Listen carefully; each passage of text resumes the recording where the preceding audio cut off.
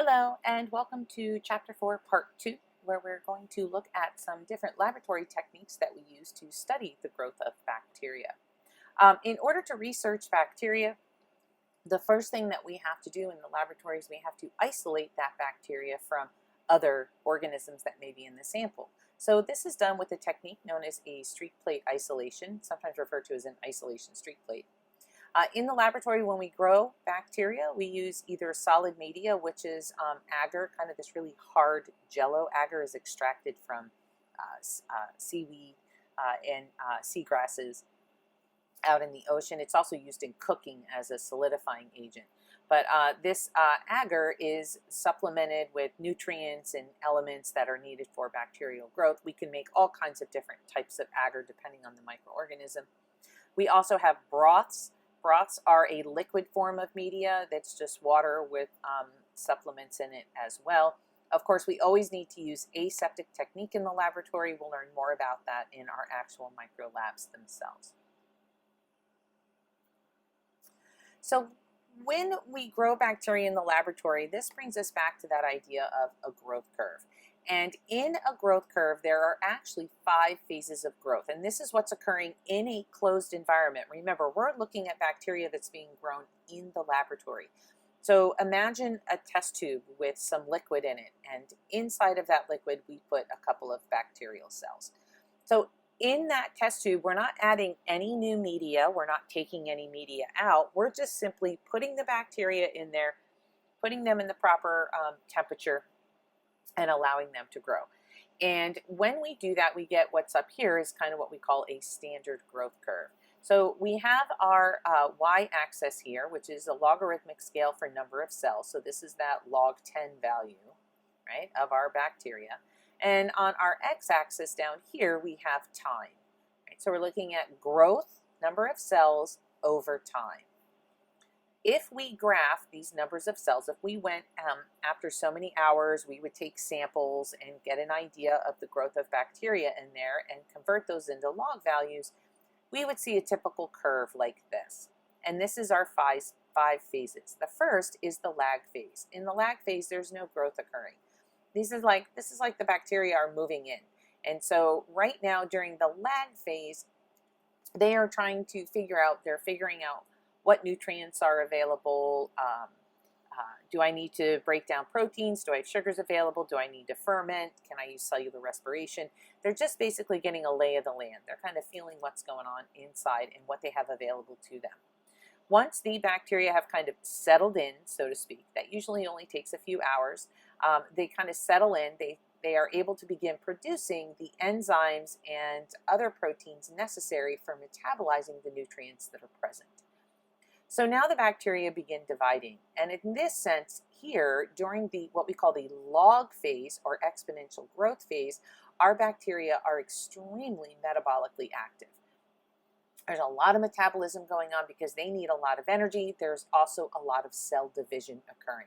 So the number of cells within the population of bacteria in that test tube is increasing exponentially. So it's that log phase of growth.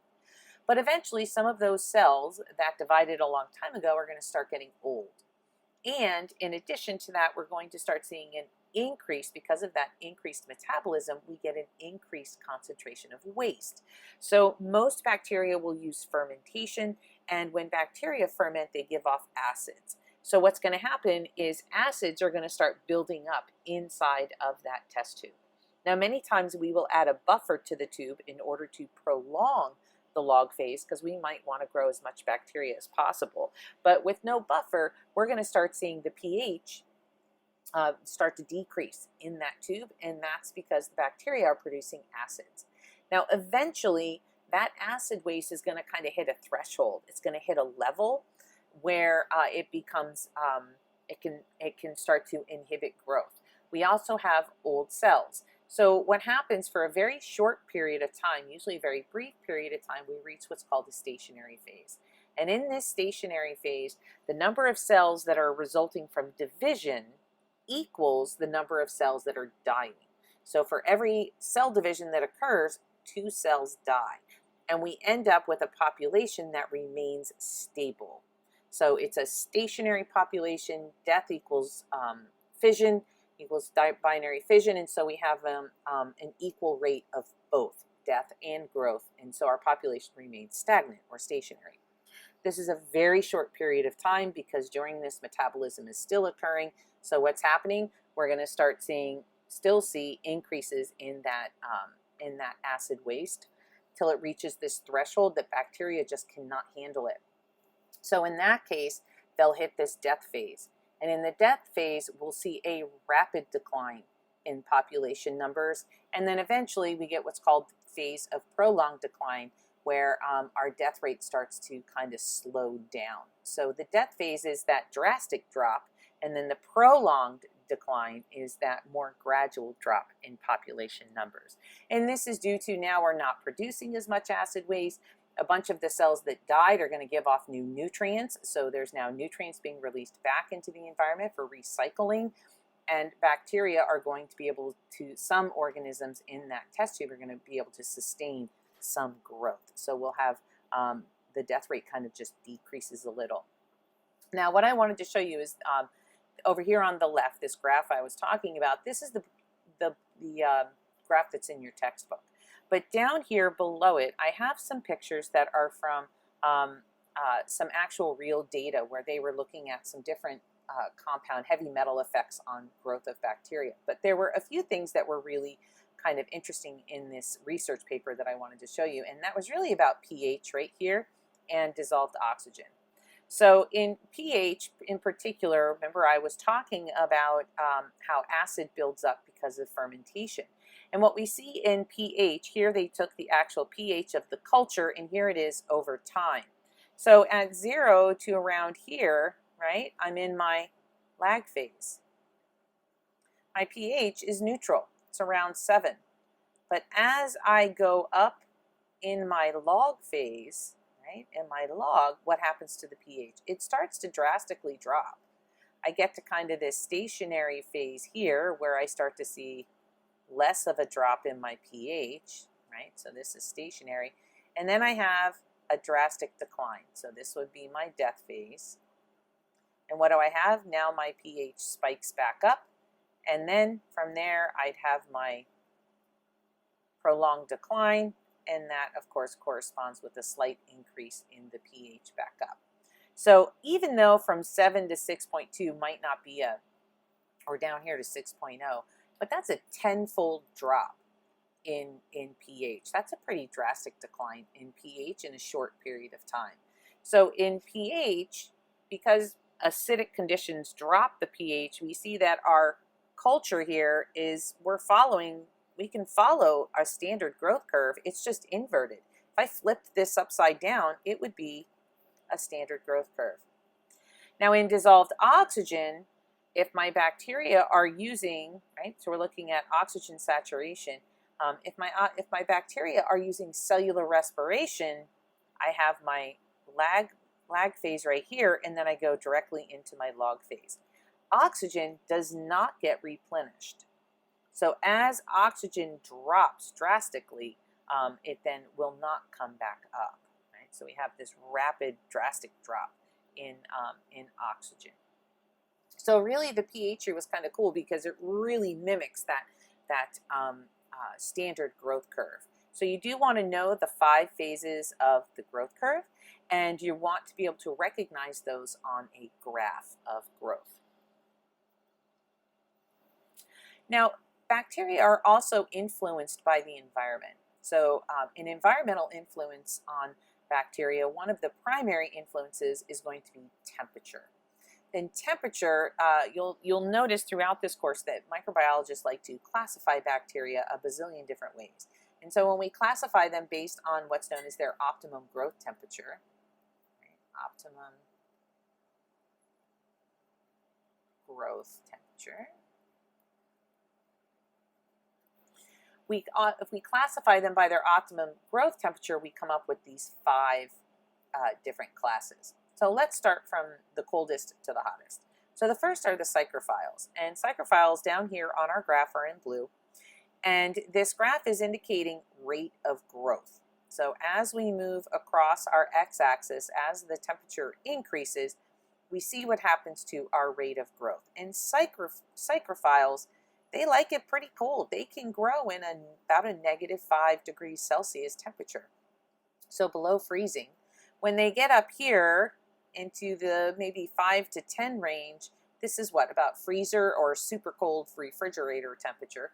And this is their optimum growth temperature. They actually like to grow in a very cold environment. So this is where you would see bacteria in the Arctic or Antarctic, in the ocean, in the northern hemisphere, where it's, or the North Pole area, that kind of thing, where it's really cold. Those bacteria can grow in that extremely cold environment.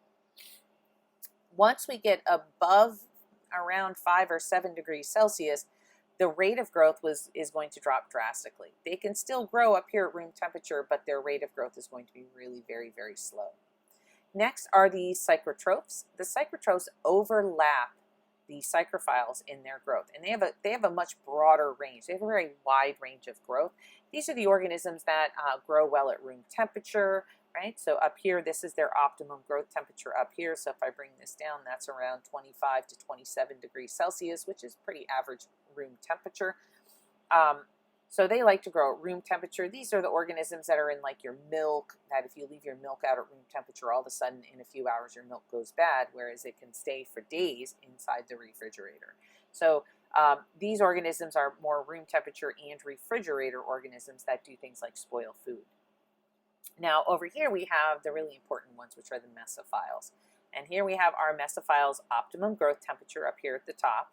And if we go all the way down to our temperature here, we're looking at about 37 degrees Celsius, which is human body temperature. And that's really the body temperature of most warm-blooded mammals. The most warm-blooded mammals are in the 35 to 40 degree range. So this 37 degrees Celsius here is this optimum growth temperature. So mesophiles are where we see most of our pathogens. So most pathogenic bacteria are going to be mesophilic. Now notice these organisms can grow at room temperature. They can grow at lower temperatures, but their rate of growth is much slower. If we want to give them the optimum growth temperature, the perfect temperature to grow at, we would give them 37 degrees Celsius. And then of course we have the same process here in the thermophiles and the hyperthermophiles. These are extreme bacteria. They're found near like lava vents in the oceans, in those areas. They grow at extremely high temperatures. Now another environmental factor that's really important are the oxygenic requirements. Now bacteria can be aerobic, meaning they require oxygen. Anaerobic, meaning they do not require oxygen. They actually can't be near oxygen. Sometimes organisms can be both anaerobic or aerobic, and sometimes they're kind of neither. They're like in between. So let's take a look at how we would determine this. For determining oxygenic requirements, we use a test called an aerotolerance test. I'll just write it up here. And in the aerotolerance test, we use a large test tube. Right? So here I have a large test tube. And in that test tube, I fill it about 3/4 of the way with agar. Now, agar, when we make it, is in a molten form. Think of hot Jello. So it's really kind of viscous. It's in this liquid form. We pour it into these test tubes. We autoclave it to get all of the oxygen out of the media and to, of course, sterilize it. When we take it out of the autoclave, we put it in a hot water bath and we keep it hot so that the agar will remain in its liquid form, somewhere around 45, 50 degrees Celsius. So we keep the bacteria, we keep the agar in this liquid form. Now, as this agar sits in the hot water bath, this is in liquid form here, it is exposed to the environment, meaning it's exposed to oxygen. So oxygen will begin to diffuse down into the media, and this creates an oxygen gradient. And so at the top of my tube and on the surface, I have a very high oxygen concentration, but at the bottom of my tube, I have no oxygen. So as I move down towards the bottom of the tube, the concentration of oxygen will decrease. I then take bacteria that's growing in a liquid culture, and I inject some of that bacteria into this liquid agar. And I kind of spin the tube around to stir the bacteria so that it's totally just kind of moving around within all areas of the tube. I then immerse the tube in an ice bath. When I immerse the tube after inoculation, I immerse the tube into an ice bath. Now the agar will solidify very quickly, trapping bacteria in all of the different oxygenic environments within the tube. Now, the bacteria that I put into the molten agar, I can't see it. My agar is still very clear. As the bacteria increase in population, they will start to cause the agar to get really cloudy. Sometimes they'll even start fermenting, producing CO2 gas, and cause the agar to kind of crack open. So where my tube is really cloudy and where my tube is clear, if it's cloudy, I have bacterial growth. If it's clear, I have no bacterial growth. And once I do this with a bunch of different organisms, I can then take a look at where these organisms are growing inside of this aerotolerance tube, and I can determine if it's aerobic, anaerobic, and other classifications. So the classifications that we see for oxygenic requirements include obligate aerobes, and they are obligated to grow in an aerobic environment. So you can see here, they're growing at the top of the agar in this tube. So they're only going to grow where we have a really high concentration of oxygen. My obligate anaerobes are organisms that oxygen becomes toxic to them. So they're only going to grow in the bottom of the tube where there is little to absolutely no oxygen. My obligate anaerobes are difficult to grow in the laboratory because they are, you could say, allergic to oxygen. For them, they get these ROSs, what are called reactive oxygen species, and these are things like superoxides and hydrogen peroxide. Those get created inside of these organisms because they don't have the ability to handle oxygen, and so these molecules here, the superoxides and hydrogen peroxides, are free radicals, and they will bounce around and begin destroying the cells. Now, the other three classifications that we have are facultative, aerotolerant, and microaerophiles. So let's talk about facultative and aerotolerant first. A facultative organism is one that can utilize both aerobic and anaerobic forms of metabolism. Now, aerobic cellular respiration is the most efficient form of ATP production and energy production. So the cells that were trapped in the high oxygen environment are going to use O2. So these guys are using aerobic cellular respiration. They will grow in a much higher concentration. My organisms down at the bottom of the tube have no oxygen or very little, not enough to carry out respiration, so they're going to use fermentation, which is an anaerobic process. So I have both anaerobic and aerobic conditions, both aerobic and anaerobic growth in the same tube. So my facultative anaerobes, because they can use anaerobic, but my facultative microorganisms are able to grow in both. They switch their metabolism. When they get down to the bottom part of the tube, they're like, oh, there's not enough oxygen for cellular respiration, so I'm just going to switch over to fermentation. Aerotolerant organisms will also grow for the most part throughout the tube. They don't usually grow on the surface. There's very little to no growth where oxygen concentrations are really high. But once my oxygen concentration drops at about 3/4 of the way, or about 1/4 of the way down the tube, my bacteria can then begin growing. These are anaerobic organisms that can carry out anaerobic metabolism in the presence of oxygen. They cannot, however, use aerobic cellular respiration, so we won't see them in the very top of the tube. So an anaerobe cannot switch its form of metabolism, an aerotolerant cannot switch its metabolism. It is strictly anaerobic. It can just carry out anaerobic metabolism in the presence of some or low levels of oxygen. So these ROSs, these guys oftentimes produce enzymes that will destroy these free radicals over here, the superoxide and hydrogen peroxide, in order to survive in that low oxygen environment. Now, our last fellow here is the microaerophile, and microaerophiles are the Goldilocks of the aerotolerance world. They are not completely anaerobic, but they're not completely aerobic either. So these would be the ones that fall under neither.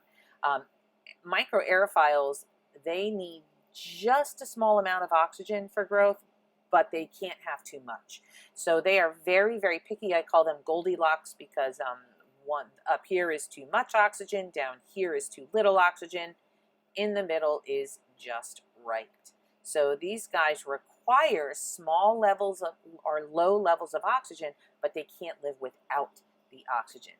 So they are neither aerobic or anaerobic, they're somewhere in between. So they are microaerophiles. They need microscopic or micro amounts of oxygen. Aero means oxygen, anaero means no oxygen. So they need very small amounts of oxygen. Other environmental factors of growth include pH and water. Of course, pH, most bacteria like things just slightly on the acidic side, just barely, but just slightly on the acidic side. Neurophiles thrive in a pH range of 5 to 8, so they oftentimes will do well in a slightly acidic environment. Acidophiles like things below 5. Alkalinophiles can thrive in conditions above a pH of 8. Of course, water is a given, right? Water is required for all microorganisms. It contains lots of different soluble minerals and nutrients required. Bacteria do have to maintain some type of osmotic balance with their environment, and that disturbing or taking away that osmotic balance is what's oftentimes done with curing. So meats and cheeses are dried and cured for a long period of time, and that pulls the water out of the environment and helps with preventing growth or inhibiting growth of bacteria in those particular foods. So we can use water. We can use pH too, right? Pickling cucumbers and onions and radishes and all kinds of other vegetables and stuff. Pickling works very well because most pathogenic bacteria and those that cause issues will not survive in a low pH. So when you're pickling, you use vinegar, which usually is a pH well below 5. In our next lecture, we're going to talk about nutritional factors or chemical factors of growth. This is the end of part 2 for chapter 4. I will continue with part 3 and talk about nutritional factors of growth and finish up. Have a great day.